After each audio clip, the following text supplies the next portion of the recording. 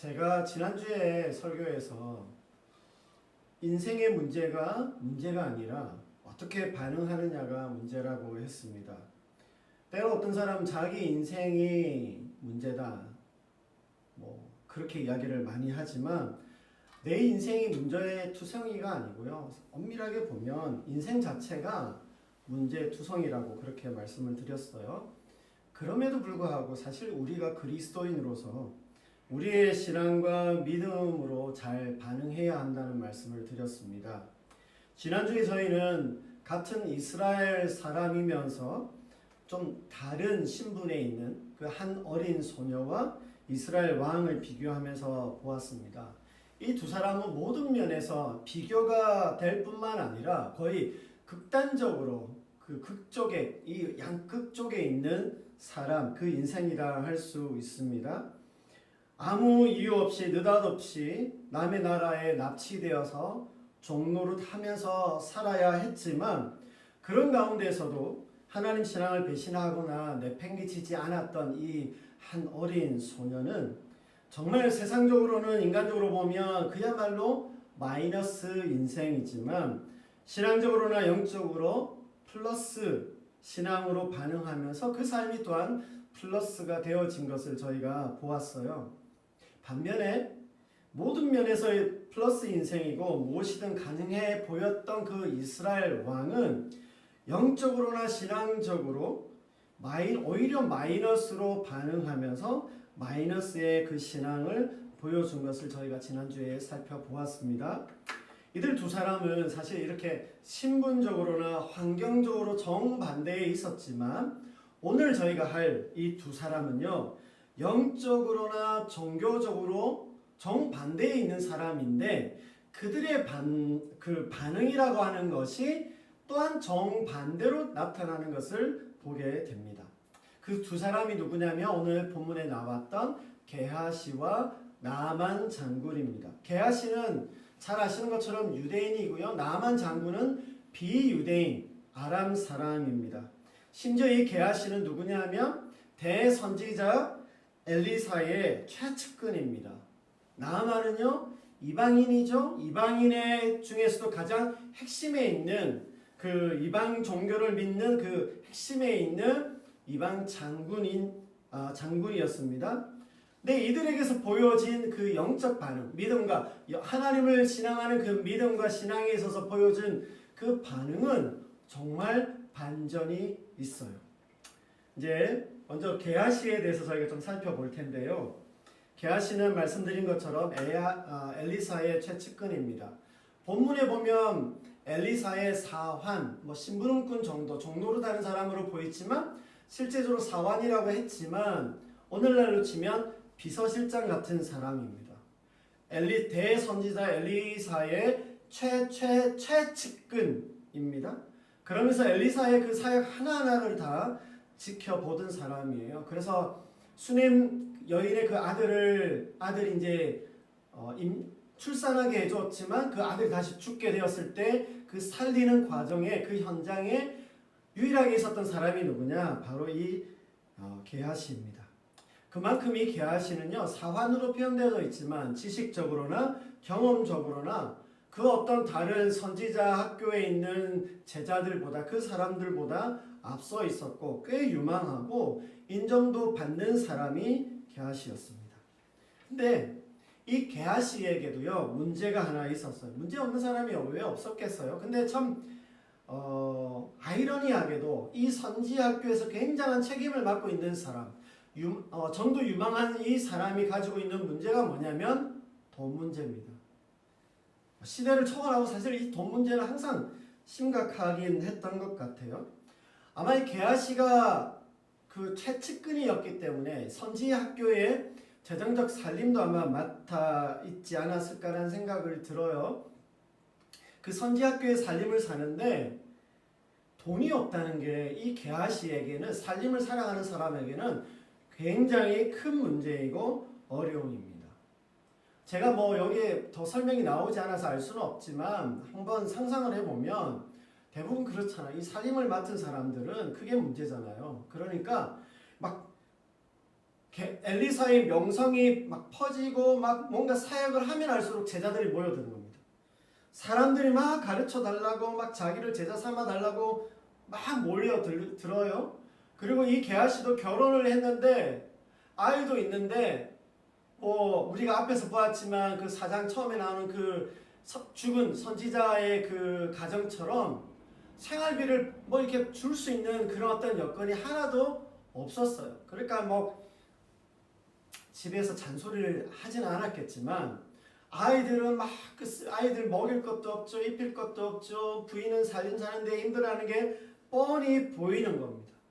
그 과부의 그 가정의 형편이 남의 일이 아닌 거예요. 내 일인 거죠. 아마 이게 게하시에게는 꽤 스트레스였고 문제였을 겁니다. 아이러니하게도요. 하나님의 역사는 일어나는데 뭐가 없어요? 돈은 없는 겁니다. 그러니 어떤 생각이 들어가냐면요. 이것을 자신이 어떻게든 해결해야겠다는 생각이 드는 겁니다. 어떤 방식이든 자기의 어떤 방식으로 이 문제를 해결하고 싶은 마음이 있었어요. 그래서 오늘 읽은 20절 말씀에 보면 게하시가 뭐라고 이야기하냐면 거기에 게하시를 어떻게 표현하냐면 스스로 이르되라고 하는 말이 나와요. 이게 어떤 사건의 전후와 상관없이 게하시의 마음 안에 이미 이런 마음이 있었다는 것을 알 수 있습니다. 자기 생각에 자기 결정을 따라서 내가 어떻게든 이것을 해봐야겠다, 해결해봐야겠다 생각이 듭니다. 근데 여러분 그런 마음을 먹고 있으면 이게 어떤 일이 일어났냐면요. 여러분 뭔가 좋은 일을 원하고 하나님의 뭔가 큰 어떤 걸 기대하고 바라고 있을 때에는 그 당장 원하는 일들이 다 그 순간에 일어나지는 않아요. 근데 나쁜 마음을 먹었을 때는 기가 막히게 그 일들을 할 수 있도록 유혹이 금방 확 찾아 들어오는 걸 많이 경험할 수 있습니다. 그럴 때가 종종 있어요. 좋은 걸 생각할 때 하나님께서 쉽게 안 주시고 나쁜 생각을 하는데 그 나쁜 것은 어떻게 그렇게 때를 맞춰서 내게 조건으로 들어와서 이게 하나님 뜻인가 보다, 이걸 해야 되나 보다 하는 생각을 하게도 한다는 겁니다. 나아만이요 자신의 그 이 나병 피부병을 고쳐달라고 돈을 엄청나게 싸들고 엘리사를 찾아온 겁니다. 그리고는 나아만이 이 자신의 문제를 해결받아요. 고침을 받았으니까 그 답례로 자기가 가져온 그 많은 보물들을 엘리사에게 주겠다는 겁니다. 근데 답답한 게 뭔지 아세요? 이 갑갑하고 답답한 이 고지식한 세상 물정 모르는 이 엘리야 선생님께서 고쳐주었으면 좀 받아도 되는데, 아니면 가져온 것 중에 11조라도 좀 받으면 될 텐데 정중히 마음만 받을게요 라고 하면서 돌려보내는 겁니다. 이 답답한 양반이 지금 학교 재정이랑 이 제자들의 삶이 얼마나 궁핍하고 돈 들어가야 될 곳이 얼마나 많은데 지천에 깔려 있는데 엘리사 선생님이 그렇게 반응하는 걸 보면서 얼마나 마음이 답답하고 정말 환장할 노릇이었을 겁니다. 그렇죠? 그래서 어떻게 결정해서요? 스스로 이르되 내가 그렇게 해야겠다. 그 얼마만 거기서 조금만 우리가 가져와도 이 가져온 돈이 엄청나게 많은 양입니다. 그걸 좀 우리가 가져오자라고 하는 생각이 들었어요. 스스로 해결해야겠다. 내가 나서야 될 차례인가? 그렇게 하는 거죠. 여러분 게하시가 먹었던 이 마음은요 저는 이해할 수 있어요. 그럴 수 있겠다는 생각이 듭니다. 그래서 이 사람이 어떻게 합니까? 나만이 저만큼 가는데 막 아주 추격자처럼 막 쫓아가서 나만을 만나서 거짓말을 하죠. 그래서 좀 선물을 받겠다고. 그래서 그 돈을 받아옵니다. 받아오고 나니까 엘리사가 이상하거든요. 뭐 했냐? 어디 갔다 왔냐? 뭐 이렇게 하니까 거짓말로 변명을 합니다. 결국 오늘 말씀 27절에 보시면 그 나만의 나병이 이 게하시에게 옮겨가게 되었다라고 하는 것을 볼 수 있습니다. 여러분 이 게하시가요 비록 세상적으로는 이제 마이너스의 상황이잖아요. 재정적으로 환경적으로 그랬어요. 근데 안타깝게도 이 문제를 해결함에 있어서 이 문제를 대함에 있어서 신앙적으로도 마이너스적으로 반응하고 있는 것을 보게 됩니다. 여러분, 우리도 이럴 때가 있다고 생각해요. 교회에선 정말 믿음이 충만하고 믿음의 원리도 잘 알고 하나님을 체험한 것도 꽤 깊이 있어 보이는데 막상 어떤 문제에 부닥치게 되면, 문제가 막 이렇게 오게 되면 반응은 의외로 신앙적으로 마이너스로 하는 것을 보게 됩니다. 여러분, 항상 그런 사람 있잖아요. 그러니까 교회는 교회고 여기 세상은 세상이다라고 하면서 모든 매사와 범사를 교회만 딱 벗어나면 그렇게 하는 사람에게 굳이 마이너스 신앙이라고 붙일 필요는 없어요. 아직도 그 사람에게는 신앙적으로 뭔가 잘 정립이 되어 있지 않죠. 근데 오늘 이 게하시는 좀 다르잖아요. 그렇죠? 엘리사의 모든 사역을 지켜봤고 영적으로도 체험도 있고 지식적으로도 다 있는 사람인데 그 경제적인 어려움이라고 하는 게 이 게하시가 부닥치고 있는 문제인데 그게 계속 되다 보니까 어떤 돌파구가 보이지 않으니까 진짜 이게 게하시에게는 문제가 된 겁니다. 우리들도 아마 그런 경우들을 많이 볼 수 있을 거라고 생각해요. 한두 번 우리가 플러스로 신앙적으로도 플러스 반응을 하면서 그렇게 잘 넘어가는데 어떤 어려움과 문제들이 계속 반복되어지고 지속되어지고 오래 가게 되면 이게 참 우리에게 힘들어요. 지속되는 어려움과 반복되는 그 문제들 속에서 우리가 신앙이 있고 믿음이 있지만 심지어 목사라고 해도요, 사실 고백할 수밖에 없는 것은 우리는 한없이 연약한 사람들이다라고 하는 겁니다. 자칫하면 마이너스 신앙으로 반응할 수밖에 없는 게 우리의 모습입니다. 오늘 이 게하시의 경우는요, 그와 같은 경우들, 그와 같은 삶을 살 수밖에 없는 우리들이다라고 하는 것에 대해서 샘플로 보여주는 게 이 게하시의 사건입니다. 여러 가지 어려움과 문제 속에서 어떤 믿음으로 하나님을 기대하면서 신앙의 방식으로 그렇게 하는 게 아니라 좀 인간적인 방법이거나 좀 편법이나 불의한 하나님 기뻐하시는 방법으로 그렇게 우리가 해결하려고 하는, 그걸 먼저 덥석 잡게 되어지는 그런 경우가 오늘 이 게하시다라고 하는 겁니다. 제가 이제 쉽지 않지만 제가 오늘 나누고 싶은 말씀은 이겁니다. 분명히 우리의 어려움과 문제들 속에서도요, 하나님께서 우리를 외면하시는 게 아닙니다. 하나님은 꺼져가는 등불을 끄지 아니하시고 상한 갈대를 꺾지 아니하시는 하나님이신데 하나님께서 분명히 우리를 도우시고 인도하실 거다라고 하는 겁니다. 근데 언제가 될지 어떻게 하실지 그건 사실 아무도 모르는 게 사실 우리에게 있는 어려움이긴 합니다.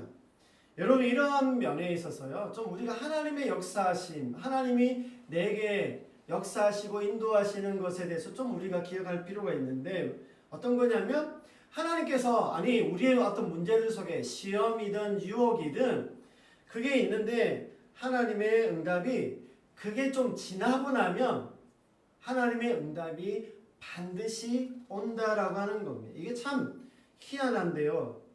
저도 이걸 많이 경험하고 주변에서도 이렇게 경험한 것을 보면 어떤 문제가 있는데 그 다음 걸 딱 마주하게 될 때 바로 주실 때도 있어요. 주시기도 합니다. 주십니다. 근데 또 아닌 경우도 있어요. 그게 조금 한 번 더 지나고 나서, 아니면 죄송한데요, 그게 한 두 번 더 있다가 하나님께서 응답을 주실 때가 있어요. 참 한 번에 탁 주시거나 한 번 지나고 두 번 지났을 때 3, 4번 그 순간에는 주면 좋은데 그것도 3, 4번을 지날 때 하나님이 주시는 경우가 많이 있어요. 근데 우리가 한 번은 잘 지났는데 두 번째, 세 번째 마주하게 될 때 어떻게 돼요? 마음이 내려앉아요. 포기하고 싶을 때도 많고 주저앉고 싶을 때 주저앉게도 되죠. 사실 그럴 수 있습니다. 그래서 사실 우리가 이 믿음이라고 하는 것이 뭐냐라고 했을 때 하나님을 좀 끝까지 붙잡을 수 있는 게 믿음이다. 그렇게 말씀을 드리고 싶어요. 믿음에 대해서 아주 대단하게 장황하게 우리가 정의를 내릴 수 있지만 결국 믿음이라고 하는 것은 끝까지 인내하면서 하나님을 바라보는 게 바로 믿음이다. 이렇게 말할 수 있습니다.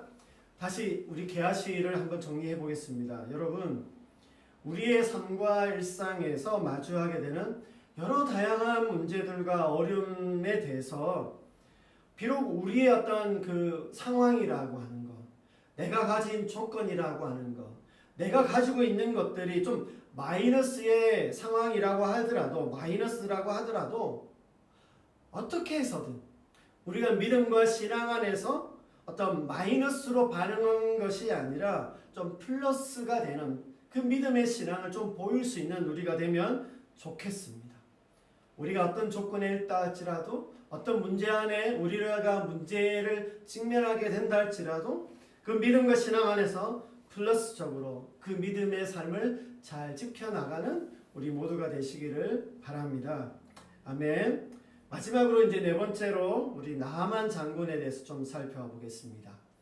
이 나하만은요, 이스라엘과 북이스라엘과 이웃한 나라인 아람 나라의 장군입니다. 이 사람의 문제는 말씀드린 것처럼 나병입니다. 이미 말씀드렸지만 나병이긴 한데 이게 뭐 전염도 되지 않지만 전염된다고 믿었고 치명적인 어떤 그런 피부병, 죽을 수밖에 없는 그런 피부병. 그래서 그 당시는 이 나병이다, 심각한 피부병이 들었다 그러면 치유가 되지 않기 때문에 신의 형벌로 이제 인식이 되어졌어요. 그래서 언제 죽을지 모르는 굉장히 심각한 피부병을 이 나하만 장군이 가지고 있었어요. 오랜 시간 아마 고통 속에 있었을 겁니다. 이게 나하만 장군인데요. 이 사람을 게하시와 비교해 보면 여러분, 이 조건 속에서 보면 믿음과 신앙 안에서 보면 그야말로 이 사람은 악조건입니다. 어린 소년은 이스라엘 왕과 비교해 볼 때 세상적으로 악조건이지만 이 나하만 장군은 게하시와 비교해 볼 때 인종적으로 또 종교적으로 굉장히 마이너스의 조건에 있는 사람이 나하만 장군입니다. 나하만 나라에서 장군임에서 서열 2위에 있는 사람이에요. 굉장히 인정받는 사람입니다. 아마 전쟁에서 그런 약점에도 불구하고 아니면 그 약점이 있기 때문에 더 최선을 다하고 더 뭐 지독하게 막 그 승부욕에 또 전쟁에 어떤 몰입하면서 했을 수 있어요. 그래서 승승장구하고 그래서 승전하고 돌아올 때마다 모든 백성들이 뭐 나만 장군 만세를 아마 외치지 않았겠어요? 그 왕도 흡족해하며 아마 인정해주는 사람이 나하만이었을 겁니다. 세상적으로나 경제적으로 아무것도 부를 것이 없는 인생의 조건이 이 나하만이었어요. 그러나 이 피부병 때문에, 그 심각한 피부병 때문에 엄청난 고통 속에서 고생하고 있었고, 심할 때는 자기가 정말 이러다가 이제 곧 죽겠구나라고 하는 그런 어떤 불안감이 이 사람 속에 있었을 겁니다.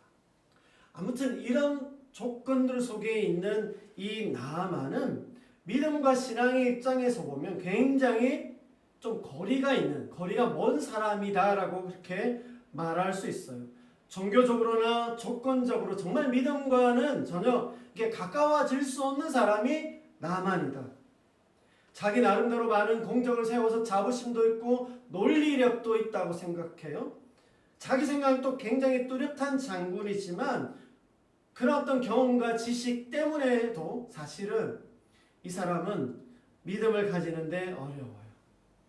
그러니까 아무튼 뭐 종교적으로 또 멘탈적으로도 굉장히 어려운 조건을 가진 사람이 나하만입니다. 여러분 우리나라로 치면 이런 조건인 거예요. 집안 대대로 불교 신자인데다가 그 불교가 강한 집안의 시부모님을 모시고 사는 여성들, 그 가정의 조건이라고 한번 생각해 보시면 될 겁니다. 그런 조건들 속에서 그 조건들을 뚫고 믿음이 들어가서 신앙적으로 플러스의 어떤 반응을 보며 하나님 앞에 나오는 그런 분들을 우리가 보게 됩니다. 아무튼 이런 사람이 그 모든 것들을 다 내려놓고 남의 나라에 있는 때때로 전쟁을 하기도 하는 뭔가 이슈가 있는 그 나라에 선지자 엘리사를 찾아갑니다. 그게 8절에서 10절까지 말씀에 나옵니다. 자, 8절에서 10절까지 말씀인데요. 제가 한번 읽어보겠습니다. 하나님의 사람 엘리사가 이스라엘 왕이 자기 옷을 찢었다함을 듣고 왕에게 보내어 이르되 왕이 어찌하여 옷을 찢었나이까? 그 사람을 내게로 오게 하소서. 그가 이스라엘 중에 선지자가 있는 줄을 알리이다 하니라. 나아만이 이에 말들과 병거들을 거느리고 이르러 엘리사의 진문에 서니 엘리사가 사자를 그에게 보내 이르되 너는 가서 요단강에 몸을 7번 씻으라. 내 살이 회복되어 깨끗하리라. 이 말씀에서 보면요, 이 나만이 뭘 기대했을까요? 당연히 자기가 엘리사를 찾아가며 왕을 통해서 찾아갔잖아요. 그러면 마중 나올 거라고 생각했어요. 버선발로 나와가지고 자기를 맞을 거라고 생각했는데 자기는 그런 위치에 있는 사람이라고, 그 자부심, 프라이드, 긍지가 있는 사람이에요. 그런 대우를 받아도 마땅하다고 했는데 엘리사가 어떻게 했냐면 사자를 보냈죠. 심부름꾼을 보냈어요. 대신 누구를 보내서 뭐라고 이야기하냐면 저기 요단강에 가서 7번 씻으면 깨끗하게 회복될 거야. 나만은요, 이 요단강이 어떤 강인지 잘 압니다. 자기 나라에 있는 강보다 더 더럽다고 이야기해요. 뒤에 이제 읽을 텐데.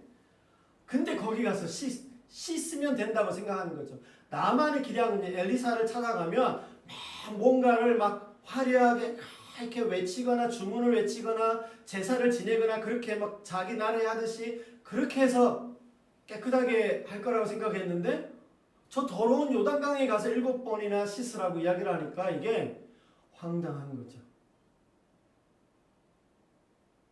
이 사람은 그게 도저히 용납되거나 이해가 될 수 있는 사람이 아닙니다. 여호와의 신앙에 대한 어떤 이해도 없고 굉장히 합리적이고 이런 것에 대해서 굉장히 자기 논리가, 자기 주장이 뚜렷한 사람이었기 때문에 신앙적으로 이렇게 반응한다라고 하는 건, 그걸 받아들인다는 건 굉장히 어려워요. 근데 이 말에 이제 나아만이 플러스로 바뀌기 시작하는데 그게 11절에서 14절 말씀에 나옵니다. 제가 또 한번 읽어볼게요.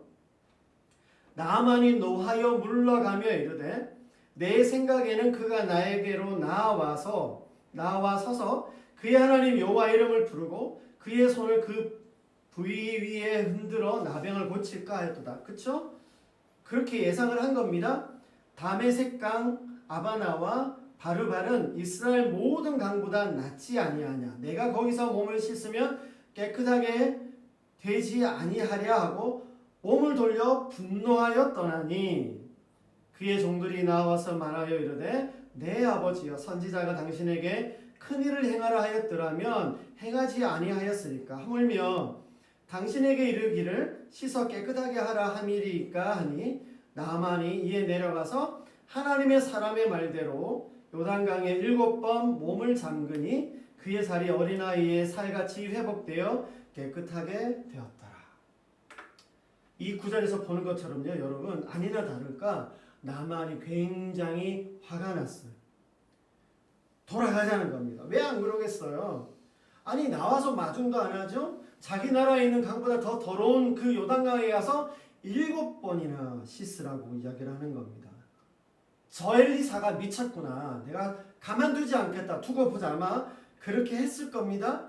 그때 어떻게 해요? 옆에 있는 사람들이 아니 주인님, 그보다 더한 일을 시켰어도 했을 텐데, 더 어려운 일을 하라고 했을 텐데, 이제 요 말은 없지만 미친 척하고 속는 셈 치고 한번 들어가 보시죠.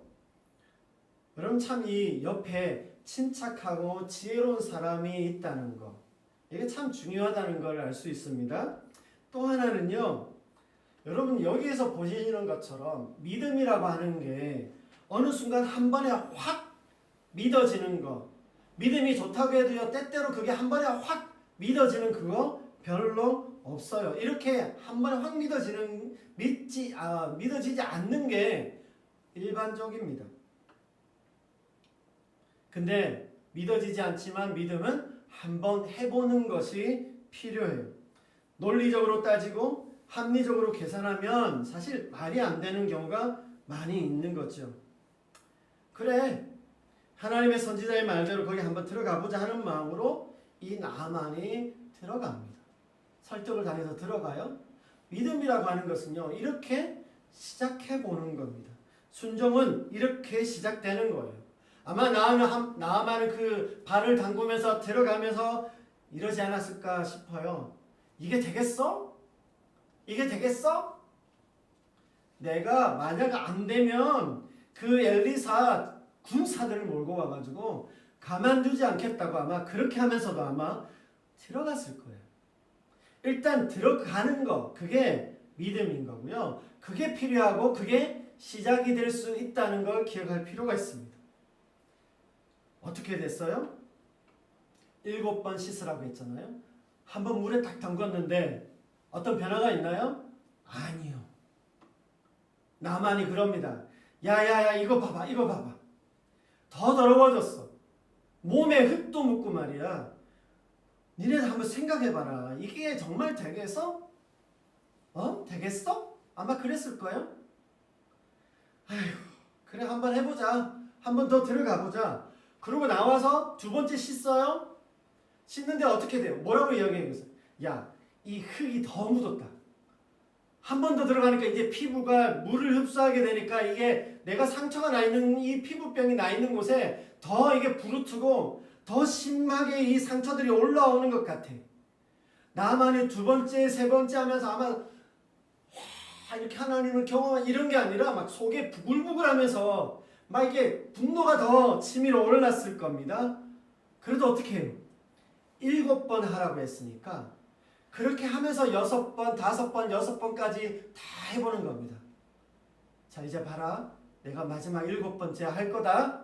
그리고 7번째 합니다.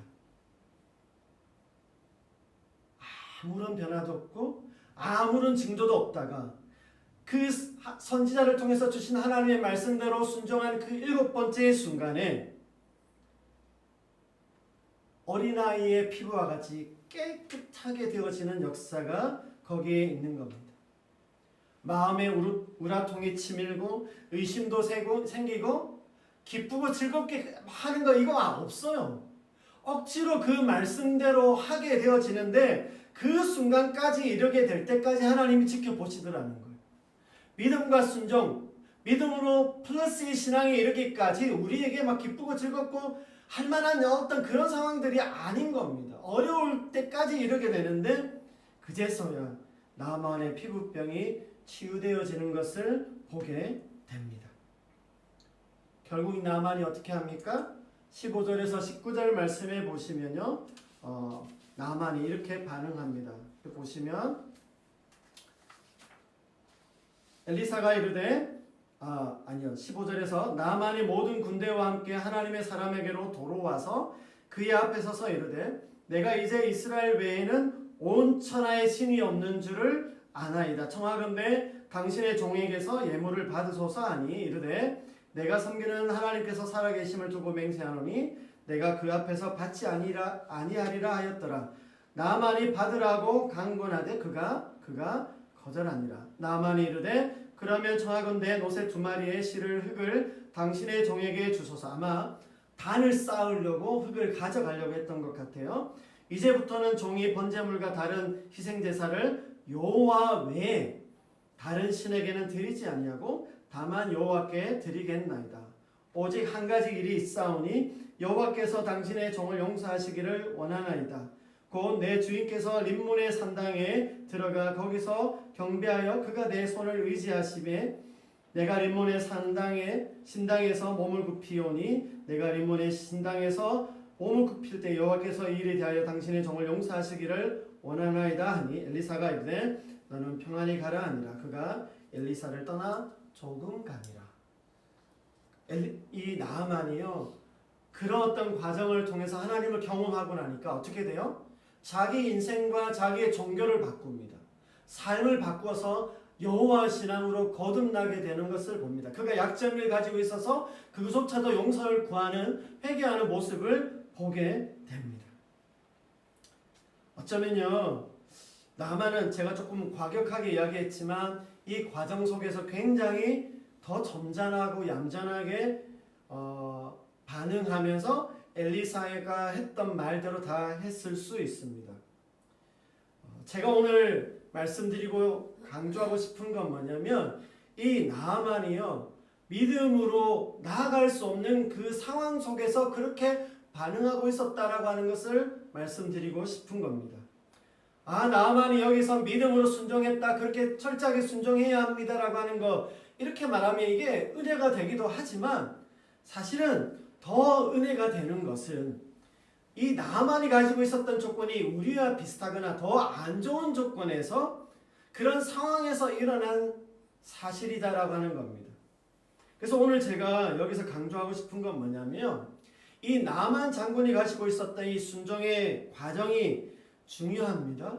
그래서 우리는 이 믿음의 있던 과정들 속에서 우리가 믿음으로 나아갈 수 있다는 거 제가 강조하지만 오히려 저는 더 강조하고 싶은 것은 여기 나아만이 가지고 있었던, 그가 가지고 있었던 그 악조건 속에서 그렇게 반응했다라고 하는 것을 말씀드리고 싶은 겁니다. 이 사람의 믿음의 조건은요, 정말 최악이었고 정말 안 좋았어요. 하나님의 신앙에 접근할 수 있는, 그야말로 인종적으로나 종교적으로 굉장히 악조건에 있었습니다. 그럼에도 불구하고 그는 결국 하나님의 그 능력을 경험하는 플러스의 신앙으로 그렇게 반응하게 되는 것을 보여줍니다. 믿음에 있어서는 분명히 하나님과 거리가 멀지만, 마이너스의 그 조건 안에 있지만, 그런 중에도 하나님의 능력을 경험하며 신앙적으로 플러스의 인생을 살아간 것이 나아만의 삶이다, 그렇게 말씀을 드립니다. 이제 말씀을 정리하겠습니다. 저는 이번에 지난주와 오늘 이 설교를 통하면서요, 서로 상반된 조건에 있는 4명의 사람들을 보여드렸습니다. 이들이 믿음과 신앙에 있어서 굉장히 보여주는 그 상반된 그 조건 안에 있었지만 상반된 반응을 보여줬음을 말씀드렸어요. 지난주는 같은 이스라엘 사람이지만 인간적으로나 세상적으로 완전 큰 차이를, 극단적인 차이를 가지고 있는 그 어린 소녀와 왕을 좀 보여드리면서 오히려 그들이 보여준 신앙적인 어떤 반대의 반응을 보여드렸습니다. 오늘 게하시와 나만의 경우는요, 오히려 종교적으로나 신앙적으로는 게하시가 월등하지만 플러스의 조건이지만 오히려 마이너스가 되고, 나만은 믿음과 신앙에서 보면 정말 악조건이고 마이너스의 조건이지만 그가 플러스로 반응하는 것을 보여드렸습니다.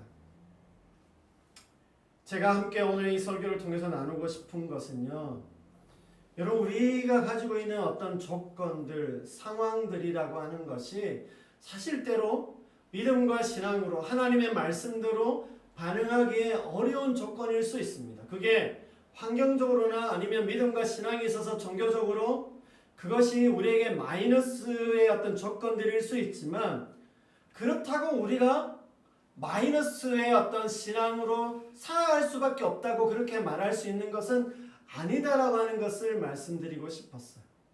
세상적으로, 인간적으로, 종교적으로, 신앙적으로 우리의 조건이 그러하다 할지라도 우리가 하나님 앞에서 어떤 조건 속에서도 플러스로 믿음과 신앙 안에서 반응할 수 있음을 오늘 우리가 다시 한번 기억하고, 우리가 처해 있는 모든 상황 속에서 어떤 조건 속에 있다 할지라도 우리가 그렇게 하나님 앞에서 플러스로 신앙하고 그 속에서 우리가 하나님을 경험하는 그 플러스의 인생, 그 플러스의 신앙을 살아가는 우리 모두가 되시기를 주님의 이름으로 축복합니다.